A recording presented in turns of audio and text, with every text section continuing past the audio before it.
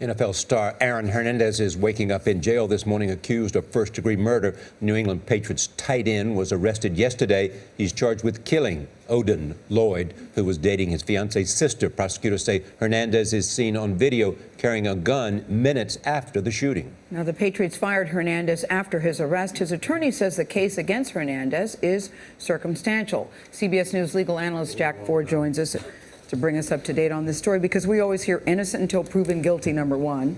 And number two, aren't circumstantial cases considered harder to prove? We'll start with the first question. Innocent until proven guilty applies within the justice system. It doesn't necessarily apply out in the real world. Indeed, if you think about it, most people's inclination is to believe if it's gone so far that you've actually been charged with something, you're probably guilty of something. That's why what we ask jurors to do in a courtroom is really counterintuitive, to turn around and go away from that. Now, so that's what you see there with regard to that. Now, the second part of your question was interesting. Circumstantial evidence. A lot of people tend to think that there's something wrong with circumstantial evidence. How many times have you seen a lawyer on the courthouse steps? I probably did it myself back when I was trying cases, saying, no, this is just a circumstantial evidence case. The reality is jurors are told by judges circumstantial case is perfectly fine. Indeed, in some cases can be even more persuasive than direct evidence. I was very intrigued by the details of this case because he's 23 years old. He just signed a $40 million extension with the Patriots. He's a great football player.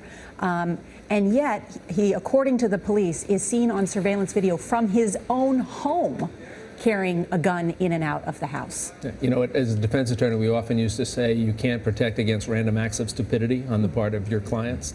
And I think what this illustrates is this. So for whatever reason, we always tend to take our heroes, our celebrities, our professional athletes, and we put them up on pedestals, and we don't think that they have the same frailties, human frailties, that everybody else has. Just because you're a great football player, and again, look, we don't want to prejudge him, because this is very early in the case, but you certainly can look at it and say, why would you even let yourself get involved in a situation like this, given where your life was heading then?